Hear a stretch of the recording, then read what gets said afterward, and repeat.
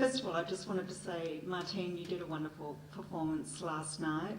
Brought so much to the role. Won't say which one it is because Jean didn't want everyone to know, but they'll work it out. And Lucy, a few years ago, well, it was probably quite a long time ago now, you did a Black Swan at City Hall. I don't know if you remember that. And it was spectacular. And it's one of the best Black Swans I've seen still. So, and that was something I just wanted to ask, because those 32 fouettes are up there in talking about fiendishly difficult things.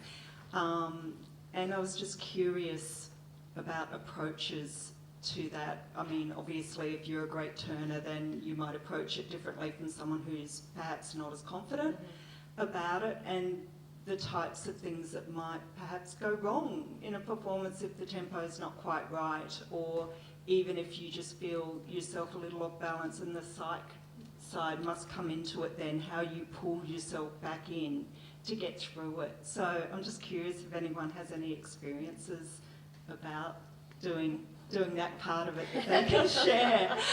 A deep breath is always good. This time around, or the last time I did it, it was just about me doing singles, 32, perfect and fast. I always liked to dance on the music, so whatever the speed of the music was, I would try to catch up or be slower and then try and push the orchestra if needed. Previously I have done the tricks and stuff as well, but it's also a defining point in the ballet because you're nearly there. You know, you're at the end of the third act and you've got this beautiful fourth act generally, or the storm, and you know, finding whatever it is to secure the end of the ballet. So there's that point of it as well. You think, I've got one last push, I can do it, and especially if the third act and the solo and the pas de deux has been a triumph for you personally, then it kind of just flows on from there. You don't have a whole heap of time. It looks like from your solo, from the coda, and then you come back on, that there's time to recover. You really don't. By the time you go off, shake a leg, run back on again. I always felt like I was just going to make it. What is good about the third act is you generally, in most versions, you have the company surrounding you, and you feel that support around you as well, so that helps, I think, in that type of thing. So, one big finale. I don't think I think towards the end I managed to do 32 fouettes, but I very frequently didn't make it to the end. And I remember Lucia Chase, who was the director of the company at the time, the American Ballet Theatre, she said, "Did you 32 fouettes?" She said, and I remember saying, "Yes, I know." No, she said, "I knew you could do it." I said, "Yes, I knew I could do it. I just didn't know when." But they were a real bugaboo for me. My mind would go to that left foot that was really tired by then, and I think the concentration would be disturbed because I would start to wonder if I was going to make it, and you shouldn't be doing that. But anyway, I got better at it. But certainly there were never any tricks.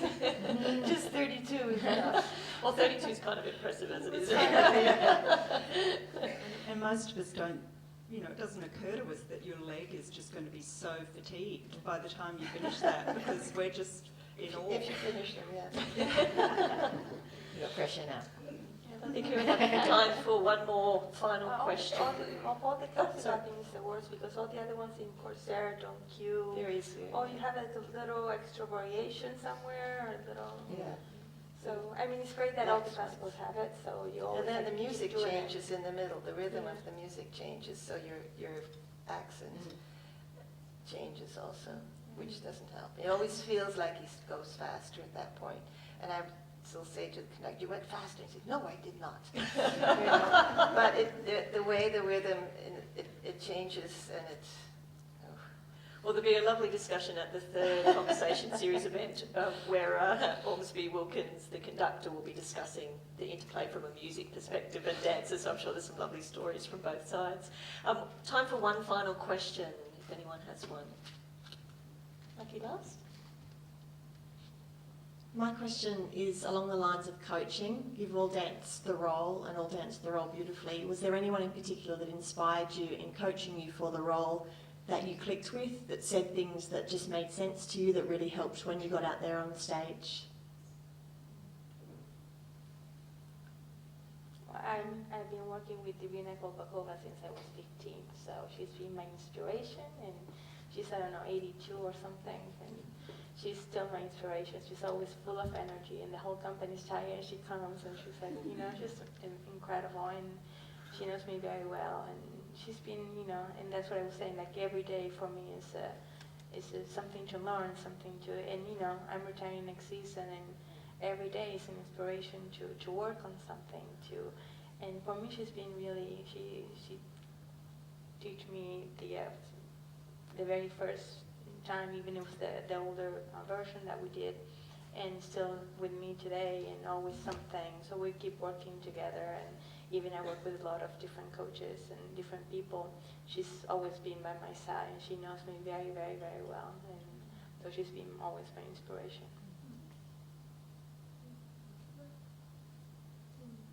Other coaches? This is going back a little while ago. I just did the Act 4 pas de deux for one of the Australian Ballet's anniversaries, and David McAllister was coaching me, and I'd gone through the 4th Act pas de deux, and it was smooth and fine, and he reduced me to tears.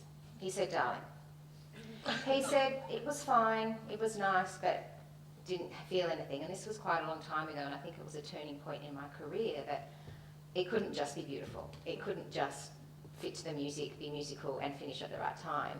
You had to have that special something that you felt, and to dig deep and to find that in vulnerable moments. It did make me think about how I danced very, very differently.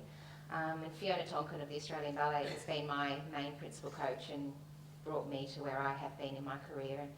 And again, I worked with her every single day tirelessly. Can I have an extra rehearsal? Or she would stay overtime.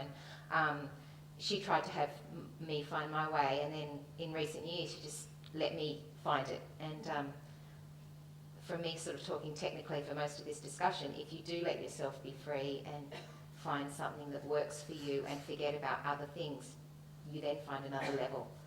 And I think that's really important to develop over your years as well. Any other final comments? Wonderful. Well, can I please invite you to put your hands together for these fantastic 4 winners?